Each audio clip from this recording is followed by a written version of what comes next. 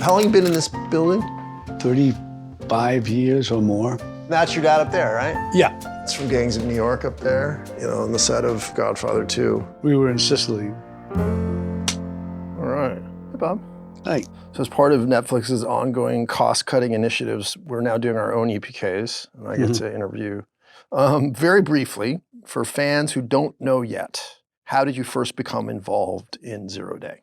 Well, I was talking to my agent, Josh Lieberman, and we were talking about doing something in New York. And so he told me about you, and then we met out in L.A. Yeah, and we had just actually, I think, come from New York, and I was with Noah, and Noah was telling me about this sort of story they couldn't nail down that had elements of this. And So you had some, because I was yeah, surprised a that you little came bit. up with this thing. So I wish I came up with sitting here. No, I kind of had it in mind. I mean, I had a list of things that I wanted to run by you. I mean, really, I just wanted to have dinner with Robert De Niro, and that kind of would have been enough. So this is the first TV series that you've both executive produced and starred in. yes. And why, other than just my persuasiveness and your lifelong desire to work with me, why this particular show?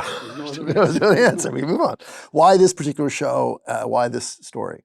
Well, I left thinking that you're going to come up with something.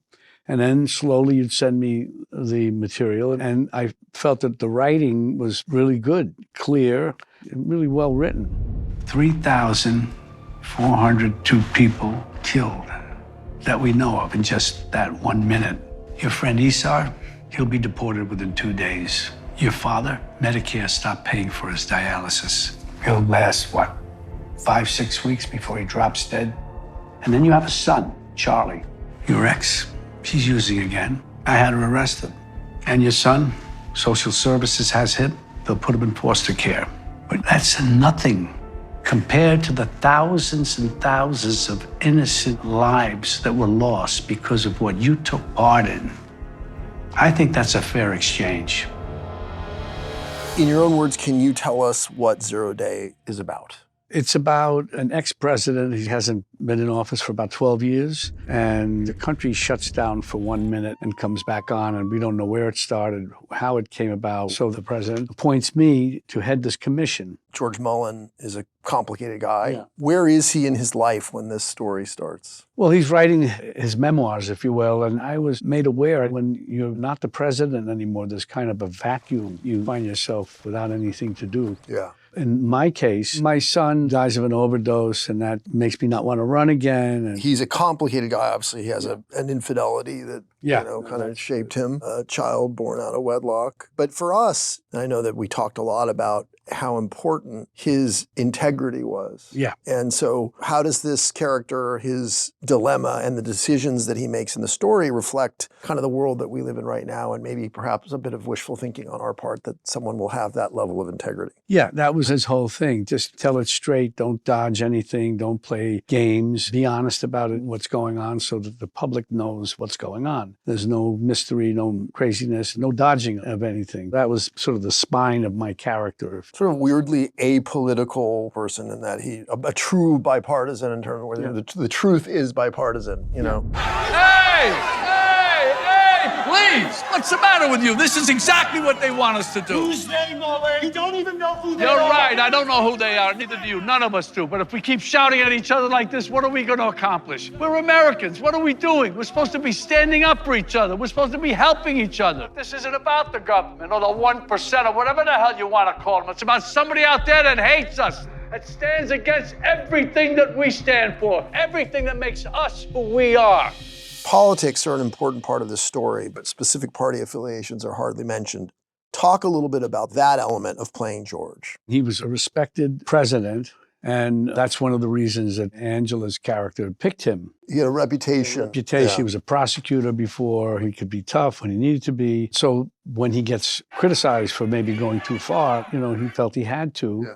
And depends on how you look at it. And it felt like he was a product of an era where the two parties didn't hate each other so much. And where you actually could be a guy that everybody still respects and likes. And when he says it's so, that it is so. Yeah. One of the themes that we touch on is the danger of absolute power. A plot point in our show is that the Constitution is basically put on hold. How dangerous do you think that is? Well, it can be dangerous, and that was one of the things that my character was accused of, stepping over the line, going too far. And again, the rationale was, we need to do this. The mystery part of it was what he personally was going through and what that meant, whether it was just some sort of mental breakdown type thing. Was he or was he not going through it? Yeah, I think, this idea that this character probably would have been better suited had he not had all the demons and the struggles, and therein lies the danger of absolute powers. Yeah. So the show doesn't really commit to whether or not Proteus is being used against Mullen.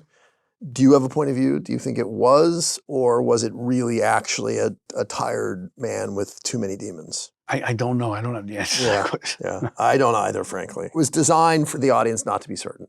Yeah. I think when we were writing it, we convinced ourselves that it had happened. But I think when we were watching it, as you were inhabiting the character, I think we convinced ourselves otherwise. It's like, oh, wow, we're getting a different interpretation that based on who this guy is, it's very likely not happening. Yeah. So that was interesting for us. Make sure you listen carefully, George, because the following information is What? I can't understand. God damn it.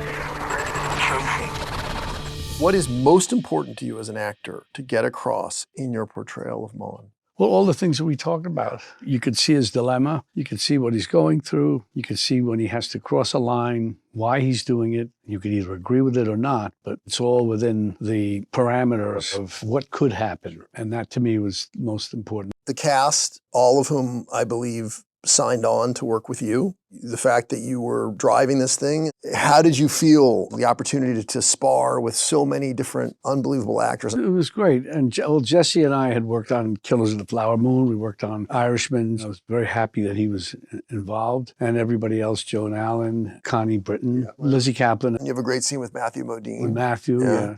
He was terrific.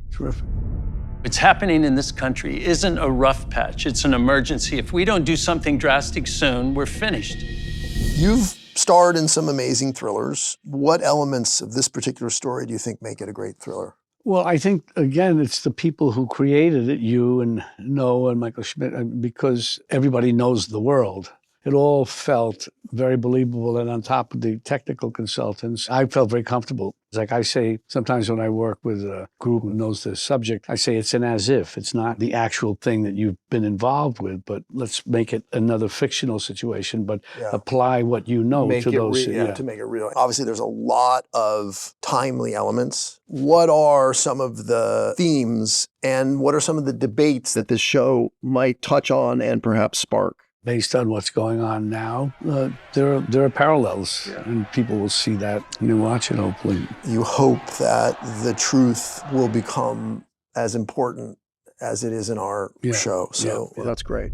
People trust you to do the right thing. Whatever you say will be the truth in their minds. The truth is the truth, but it's not always the most important thing.